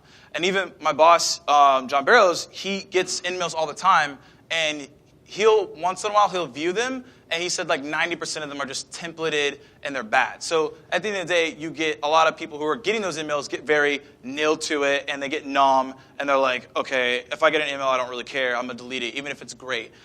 So my thing is, I personally don't like emails, but that's just me. I think emails are just more effective. But if you are going to send an email, my advice is you got to make sure that it's definitely highly personalized. You can't just send an email to send an email. I would say email is probably the most effective when someone hasn't responded to your invitation request and they're going to an event, or you're going to be near them in some way, or you're visiting the city and you can connect. I think that's like the best way. Otherwise, from what I've heard, like people just delete them left and right, and it acts as another email that they have to go click and then respond on LinkedIn to. So I would rather just stick with the personalized invitation request as my touch than the in-mail. Because if you do both, then that's too much. Yeah. Cool. Any more questions on that before we get into the phone? Cool. So phone. I think phone as a whole is like one of the biggest things that a lot of people miss out on. I got this keep dialing shirt on because that's my thing. If I get on the phone, that's like my spot. Now, I used to hate the phone. I used to be really bad at the phone. And I talk pretty fast now, but I used to talk 1,000 times faster when I first started as a rep. It was majorly fast, even to the point where my boss was like, yo, if you don't slow down, like, you're not going to make it far. And I was like, okay, I guess I got to slow down.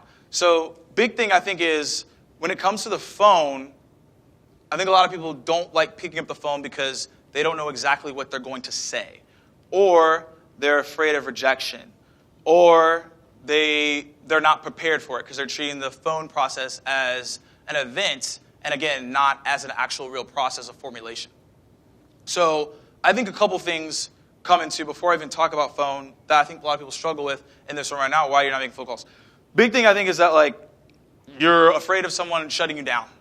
And so what I always tell people, if you're afraid of that, is that, like, that person will not remember you in the next 5 seconds. They won't. I've literally called someone before, and they said, I'm not interested. I called them next week, and they were interested. How does that happen? The reason that happens is because when you call someone throughout the day, they're busy. So if someone called me, and they're like trying to sell me something, and I'm on the move, I'm probably going to say not interested by default because most people just don't want to have a conversation. And what happens is most reps, most salespeople, most people that are doing any type of sales process and calling, they end up taking that answer at face value. Oh, I'm not interested? Okay, great. You hang up the phone. Oh, you don't have budget right now? Okay, they hang up the phone. So the prospects have gotten smart, and they realize, I'm going to say these things that I actually don't even believe in. I actually have budget, but I'm going to say this just to get you on the phone because I just don't want to talk to you at this time.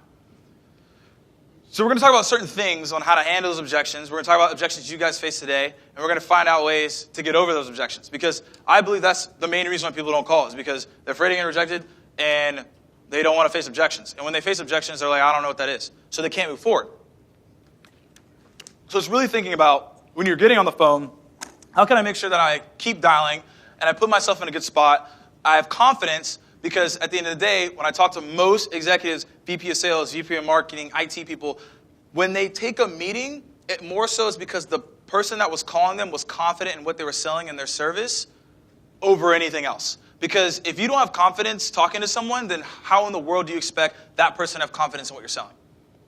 I mean, I wouldn't. If someone came on the phone and was like, hey, and like they actually had something that could be relevant to me, but they weren't confident, I may be like, this person is not even confident in what they're telling me. Like, why in the world would I even move forward to the next step? Why would I take 30 minutes of my time, which is the most valuable asset that we all have, unless you guys have found a time machine, talk to me after about it, but we don't have that. So every single 30 minutes, an hour is very precious.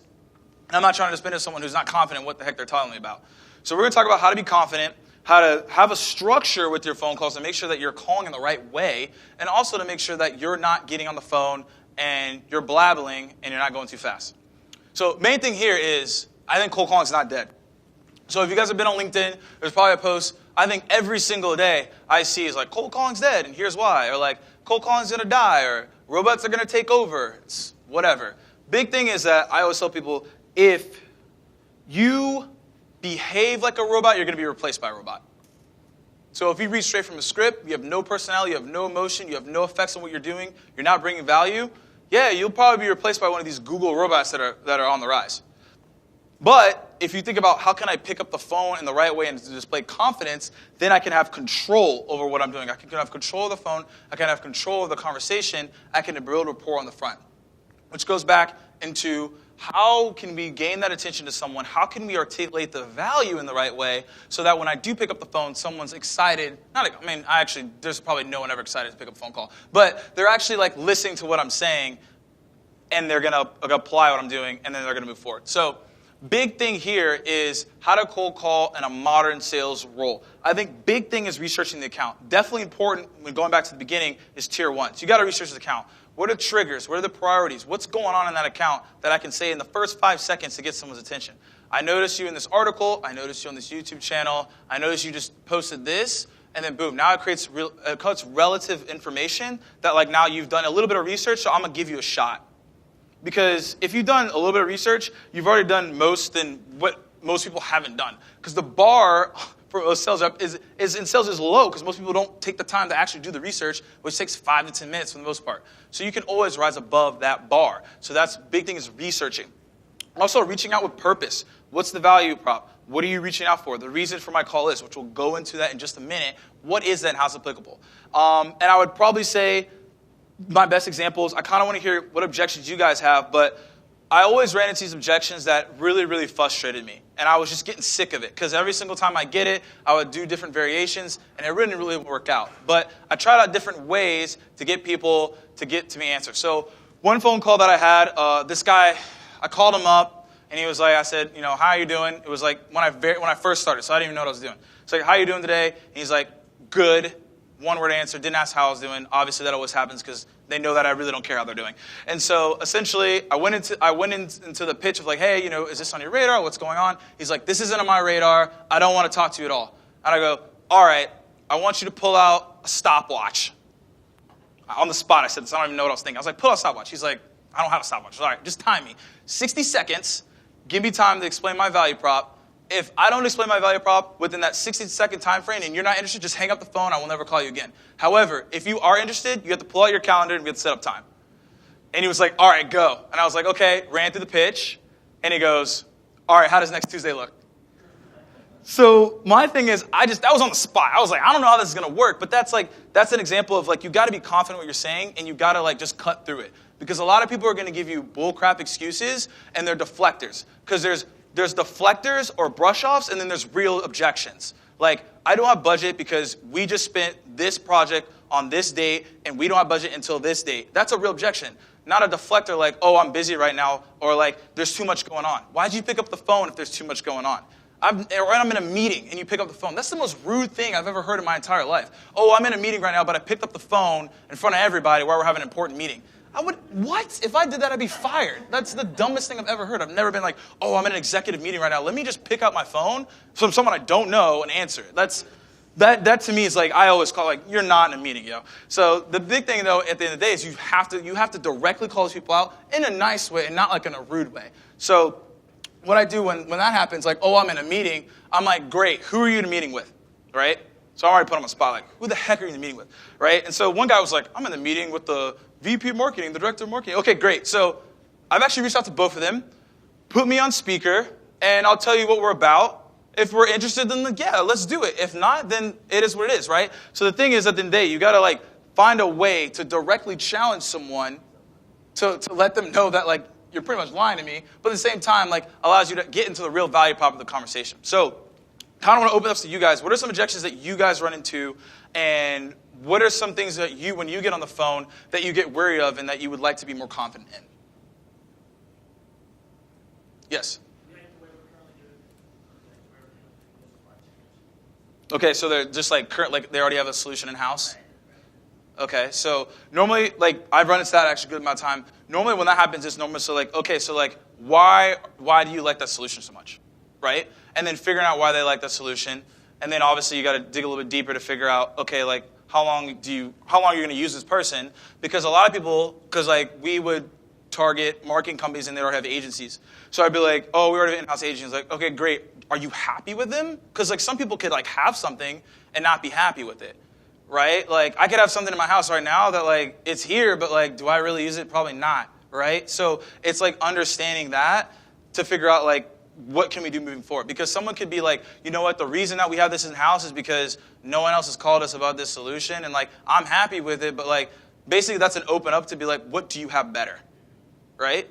So I think a big thing is just asking like directly there, like, okay, great, like, are you currently happy with that, like on a 1 to 10, right? And you can even play this game, like, on a 1 to 10, how happy are you with that solution? They may say 7, it's like, okay, so like, what's stopping you from getting a 10 with that current solution? They tell you, and it's like, okay, yeah, our solution actually can bridge the gap from that 7 to 10, make it an 8 because we do this. And just figure out why are they even happy with that in the first place? Because, I mean, some people may say, like, out of 10, but, like, nothing's really 10 out of 10. Yeah? Yeah. Like the solution, but not a priority. Okay, great. So what are the current 3 projects that you're working on right now, right? So you got to figure out what they're working on. Because when someone says it's not a priority right now, that means that essentially they're trying to figure out what are the things that I need to do to make sure that I can like move forward with the solution. Because you got to figure out what they're working on, right? Because if they like it, that's great. You're already like halfway there. It's just figuring out when is that going to be a priority, and then what projects are they working on. So top 3 projects. What are the top 3 projects you're working on? Or what are your top 3 priorities for this quarter?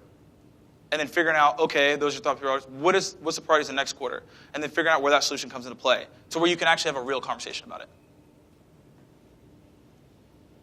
Cool. Anyone else? Yeah. Flat out not interested. Not interested? Yeah, you're about to get into your groove, and then they hit you with the, hey, man, just hang up. Hey, man, just hang up? Yeah, actually, if someone hangs up, that's actually what I do. I call them back and say we got disconnected. But they just say, hey, I'm not interested. I normally ask, okay, so why are you not interested? And then your probably response back to that is because I'm not interested. And then I normally say, okay, so if you want to play that game right now, that's fine. What are you currently working on right now? I'm not going to tell you what I'm currently working on right now. Okay, great. So who's a better person that I need to talk to? Because it clearly seems that right now you don't want to have a conversation with me, but based on what I saw from maybe a trigger or website, this is applicable to you. So normally I talk to people like you, but if you're not the person, who can I talk to? Normally from that conversation, they realize that you're going to go and reach out to someone else anyways, that they'll actually open up and like give you either the right person or they're going to be open to a conversation. Because most people, they say they're just straight up not interested, and they're just, oh, I'm not interested just because? What? What does that mean?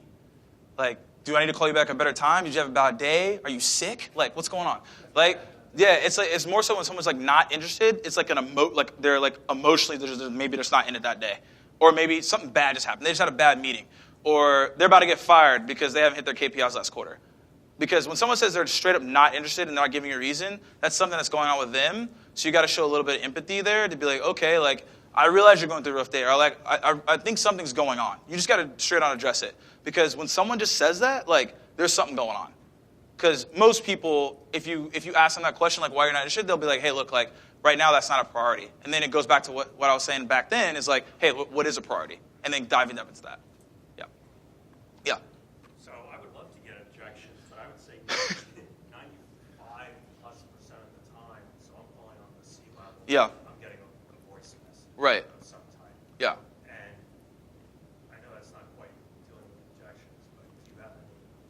A voicemail? Yeah. Do you leave voicemails? Yeah, I do. Okay. How do you normally do the voicemail? I would do a voicemail explaining why I'm calling. And here's what I'm trying to sell. Mm-hmm. Here's the value proposition. Right. And I'd love to talk to you. Okay. Do you introduce yourself first in the voicemail? Yeah. Okay. I get my name. You get the note? Okay. Yeah. So I would say flip it. So leave them completely curious, and leave them pondering who you are, right? Because when most people have that, like the text, they can see the text of the voicemail. When they see someone that like, hi, my name is da-da-da from whatever, they're like, delete. Like, if I hear that, I'm deleting it. Like, I don't care where you're from. Because like, you're not Steve Jobs. You're not Mark Zuckerberg. Like, I'm not going to really call you back, right? But if you just say, hey, the reason for my call is this. We provide this solution. We work with these clients. I'm now curious to figure out who the heck is calling me. Because that's actually relative to me.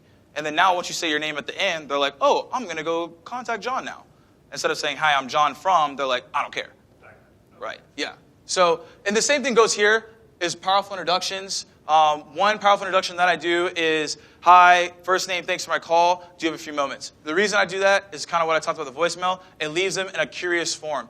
They're going to figure out who the heck is calling me, what the heck is going on, and it allows me to get an entry point if they say one of these things. As in like, yes, I have time. Who are you? They've now given me the time to go through my pitch. So now I can actually say it with confidence, and I can say it with value, and I don't feel rushed. which is one of the main reasons that I talked so fast when I first started. I'd be like, my name's Morgan from Terminus, da-da-da-da. I would sound like a rapper. I'd be like, what? Like, I was just trying to get through the pitch because I felt like I was going to get hung up on. However, with this introduction, it allows for them to say, oh, yeah, like, I have a few minutes. Or like, hey, like, first of all, they might even say, like, they won't even say they have a few minutes. They might say, like, who are you? Again, that's an entry point to allow me to go. Because they didn't say, no, I don't have time. Because if someone directly says, no, I don't have time, they don't know who I am. So I can be like, when's the best time to call you back? And they may say, like, tomorrow. Okay, great, hang up. I'm not, and here's the thing. I don't give people times anymore because normally I'll say, like, oh, yeah, I'll call you at 3 o'clock. That phone goes straight to voicemail because they know I'm calling them at 3. All I want to know is what day you're going to be open. So if you just say tomorrow, great, I'm going to call you tomorrow. You're not going to know, though, because you don't even know who I am yet, right? So that's what I do there. And then also, additionally, it gives you the open point to go into the next part, which is the reason for my call is.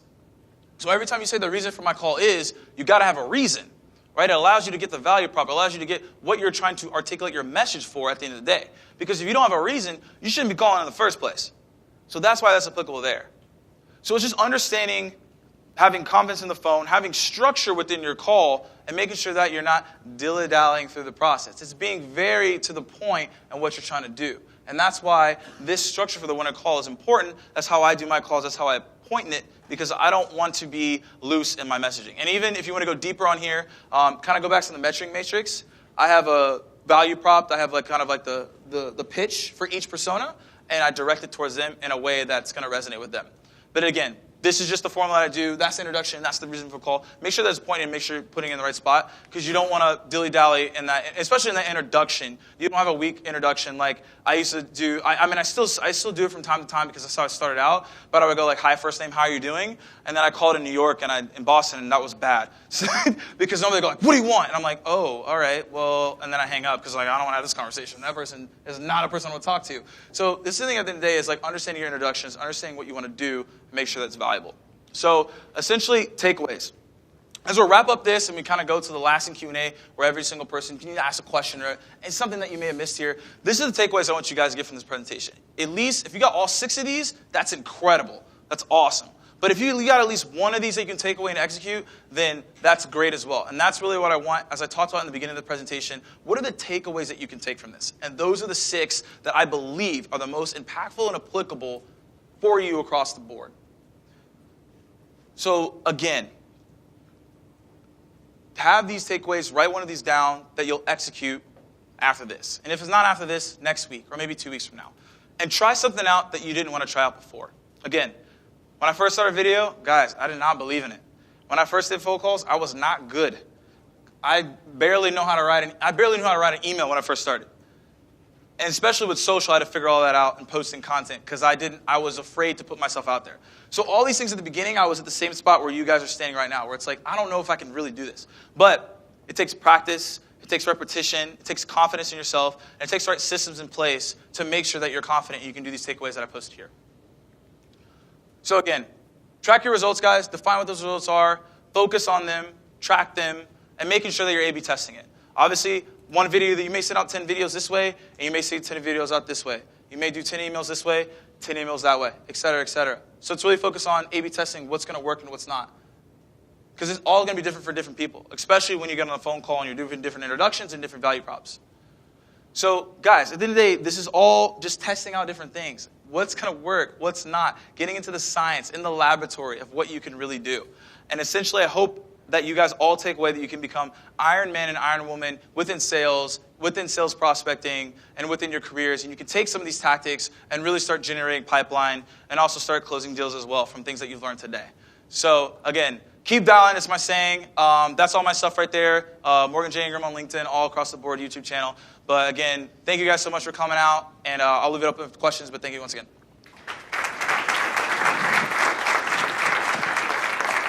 All right, y'all, I have mics so that you guys can hear a little bit more. Does anyone have questions? We have 10 minutes. If anyone has questions, yeah, okay.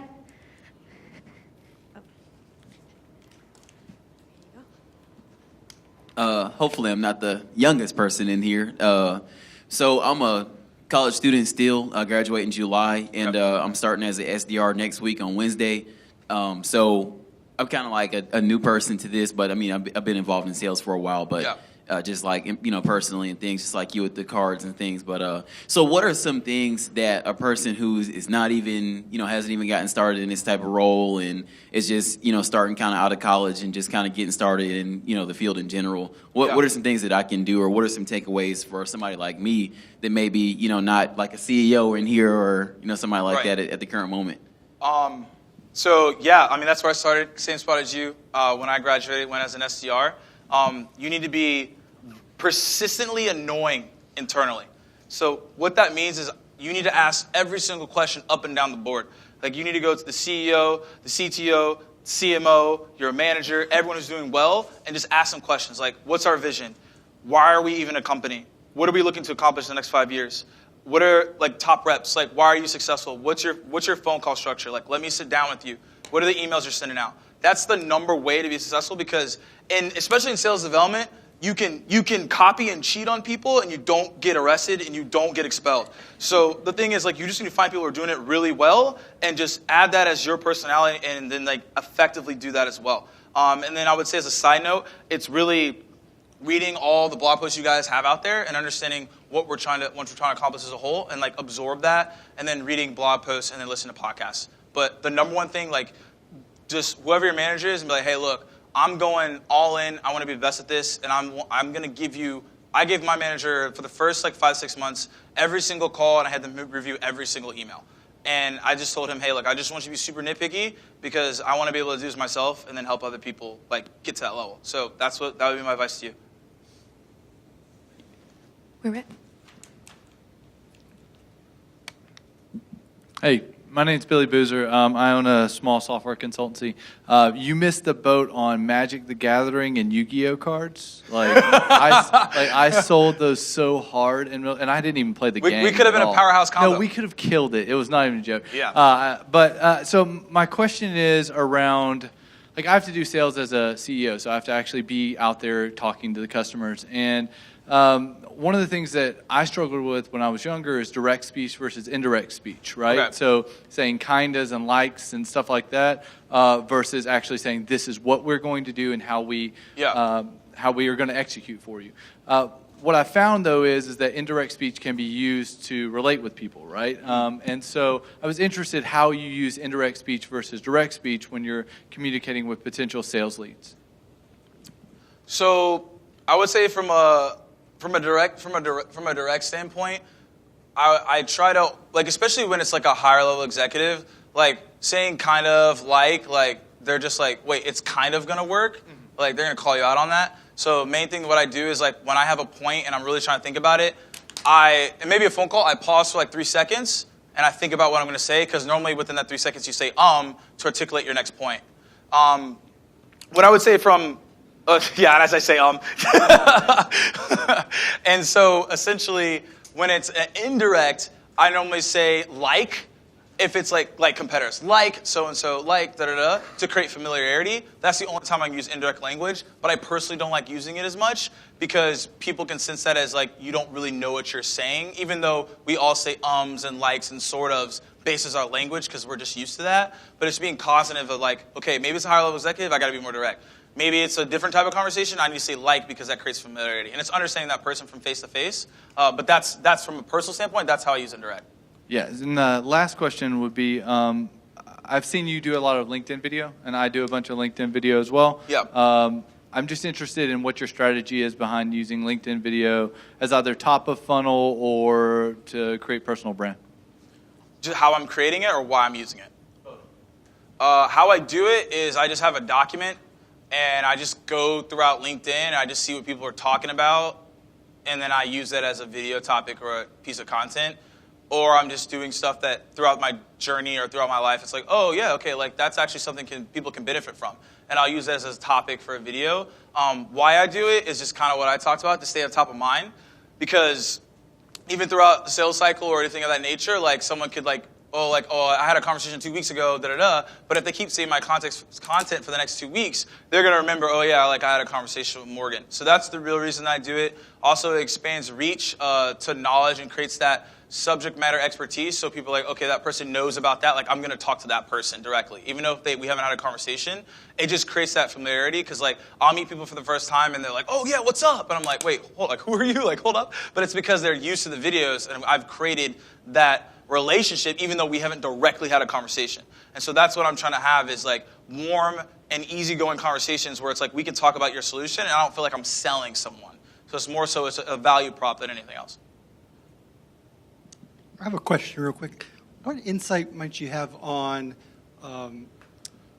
for founders of small companies that are interested in using sales personnel on a contractual or maybe even a equity sharing basis? Does that make any sense? Yeah, what do you mean by that? Okay, so I have a product that I sell, social media influence. Yeah. It's a unique type of social media influence that I need to sell to advertising agencies or directly to marketing companies. And I have a track record of this working, but I've had a lot of struggle with getting out there and selling it myself. I had somebody selling it for a while, and he did pretty good. But I can't hire a salesperson. Right. So would you recommend starting off with going to interns, or putting it out there, that I'm looking for a co-founder, or maybe putting it out there that I'm interested in paying commission, or I'm just trying to figure out how to do it. So you already have clients? I have had clients, but it's not a recurring type of thing. I sell job to job. Got it. So I would start with the easiest form, which is the referral. So all the clients that you currently have, maybe clients in the past that have had satisfactory work with you, ask for referrals, because that will be an easier sell as a whole. Right. 2, you could hire some aggressive, hungry person that wants to make it happen and pay them commission only. 3 is really just getting more comfortable with the craft of sales, and really just getting your immersion in like just different techniques, and maybe taking different trainings and getting as much knowledge as possible. And that's obviously going to take. This has helped me out a lot. Just listening to your program. So appreciate it. That's probably my first step, but because it's important to know what I'm asking somebody to do, right? Right. Before I get them to do it. Right. This is to get a taste of it, so that you can be like commission-based, go out there. But I think the referrals will be helpful, because it's going to help you be more comfortable at number 3 that I told you. Yeah. Yeah. Thank you. Because there's comfortability there. Yeah. So I have a question. Currently working with a prospect and selling in the HR. Yeah. Had a couple meetings. Person I'm talking to is not the decision maker. She is an influencer, but she isn't really helping much. And she told me that the CFO is the main decision maker. Yeah. What's the best way to reach out without getting my wrist slapped? This is like the hardest thing to do. Like, it's just because you can't just like weasel your way up to like the CFO, because then that person's going to be angry. But you can't stay there because you're not going to close the deal, and you don't want to pressure someone and be like, I like talking to you, but I need to talk to this person. So all 3 are difficult. I think the number one thing is like, since this person can be your champion or influencer, just to ask like, okay, hey, like what can you do for me right now? Like, do you want this to happen? Like, you really got to ask that person that. Because if they do, then they can be like, okay, like we can set up a CFO. Or you need to be more direct and say, hey, look, I know we've talked about this. I know that you see the value. Like, do we need to bring someone else in, the CFO, to this next conversation? Because if we're going to move forward, like, I know we have to have that person. And I just want to make sure that we're both on the same page. And I want to bring you the most value as possible. But if that doesn't happen, it's hard, because it's hard to respectfully go after a CFO, or go after someone in the C-suite without making that person angry. So I would just try to directly deal with that person. If not, I would just tell them, hey, look, I want to reach out to your CFO to see kind of where we're at. Is that fine with you? It's just making sure that person has at least a notion that you're going to do it, then you can do it. If you do that without telling that person directly, that whole deal is just going to crash. So I would try those tactics first, directly talk to that person, see what happens. If not, hey, look, maybe you have to shoot for the stars and see what happens. Like, just really think about every single thing that you do. Like, how I always see things is like, what's the worst that can happen, right? The absolute worst thing that can happen is the CFO gets back to you and like, that was disrespectful, like, and they don't do business with you. The best thing that can happen, though, is that the CFO is like, oh, yeah, like, we need to do that, and then it gets cleared to go. So that's how I always think about things. And my question is about sources. So what are your best sources to get and build leads for prospecting? And then also, what are your sources to get great Iron women and Iron men? Like, where would I look to hire great SDRs? Yeah, okay, so number one source is like data. Yeah, just like leads, like, are you using mainly LinkedIn? Yeah. Or are you actually going out and purchasing, Well, who are leads? who are the personas? Like, what industries are you selling to? We sell mainly to, we work a lot in the building products industry, so commercial interior environments. We work with entrepreneurial companies as well. So those would be two examples. Do you find a lot of people on LinkedIn? Sorry? Do you find a lot of people on I think LinkedIn is one source for sure. Okay. Yeah. Okay, cool. So the reason I ask is because I can give you a data tool, but it may not be applicable to your industry. Like, if you already find people on LinkedIn, I think the main thing to do is, like, I use ZoomInfo. Super easy for me. I just upload all the contacts. And the thing is, I like ZoomInfo because it gives me direct dials, and that's what I want. And for people that make calls into phone trees, and, like, the number one most annoying thing to me is when I say someone's name and it's being the opposite name. It's like I'm trying to reach, like, Kelly Black, and I say Kelly Black, and then it says, like, JBarrows. I'm like, what? I didn't even say that. So, like, the thing is, at the end of the day, is that, like, you want to find the right data that's going to get you to access the people as soon as possible. And so I would say ZoomInfo. Again, these are just options. Discover.org. There's another one called Lucia. It finds you direct dials. There's another one called, there's like Shift3, so you can find different accounts to go after. LinkedIn, Owl, I just put up there. You can prospect on that. Those are a ton of different avenues that you can take to find that. Also, you can do, like, top 10, whatever you're going after, top 50, top 100, create that list, and then filter inside whatever CRM you have. Those are just examples of how I found sources, but I would say the number one source for me is LinkedIn because that's the most accurate data. Like, it tells me what title they are, and, like, I'm not confused. And then I just get other data to find the email address and then the phone number. Yeah. Okay, one more question. For the sources, like, where do you go to hire great sales? Oh, yeah, that question. Yeah, my bad. So we found, from an SDR standpoint, when I was hiring people, the most successful reps were from insurance. So, like, State Farm. And the reason for that is because they're used to making high volume activities, but they're not being compensated in the way they like. So when they get in a job that they can be compensated for doing high volume activity and they have actually career growth to go far, they're way more hungry and they have a chip on their shoulder and they just want to prove everyone wrong. I also say people that are in car sales is also applicable. People that are in hospitality, people who like work in hotels, they're really good. People who maybe have a customer success type of care role are really good. Those are people who are good at journalism majors because they have to be creative. Those are people that we found to be really successful for the most part. Yeah. I'm excellent at making appointments. Yeah. But lately, I've been getting a lot of counterfeit yeses. And what I mean by that, if you've ever read Never Split the Difference, he talks about that in that book, where someone will agree to something or say yes, but they're not actually saying yes. It's really a no. It's a brush off. Yeah. Okay. And so, do you know what I'm kind of talking about with that? So are you setting up the meeting through phone and then they're just like, they say like the day before, I don't want to meet? So verbally, they'll say yes, we'll meet, and then they'll click, accept on the calendar, and then, and then they're not showing up to the meeting. What are you doing before that initial call, and then what are you doing after you set up the meeting? After I set up the meeting, there might be an email or two just based on what we're trying to sell to them. Yeah. With more info or whatever, and then before the meeting, the day before at night, I'll say oh hey looking forward to the call tomorrow. Blah, blah, blah. Okay. So you're on the right path. I think one adjustment I would say is before the call, give them an agenda. Like, this is what we're going to do on this call. And be like, these are the 3 things I'm going to do. Is that what you do already, or is it? Yeah, there's an agenda. There's an agenda? Okay. I didn't know if you were an agenda on there. I mean, not a detailed agenda, but there's a very brief one. Should it be more detailed? So I would just do, hey, and even if they're already declining it, maybe do it 2 days before. If they're already declining it, right? Because you're saying that they're showing up to the meeting, are they showing the day of and they're saying no, or they're saying the day before?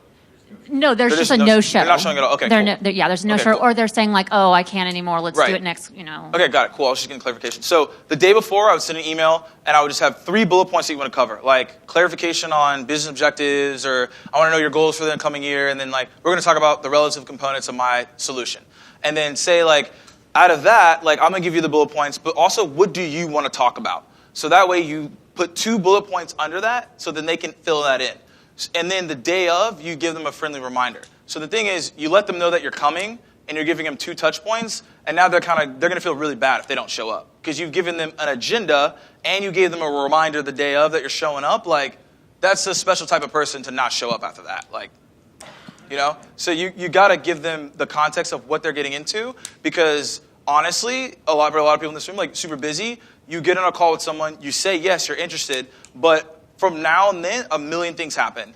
Like, if someone called me today and we set up a meeting next Thursday, I have to travel, I got to do all this other stuff, I'm honestly not going to remember what that conversation is. And if I have more important meetings to go to, I'll just no-show you. Not because not because I don't like you, it's just because there's other stuff going on, which is why the agenda comes into play.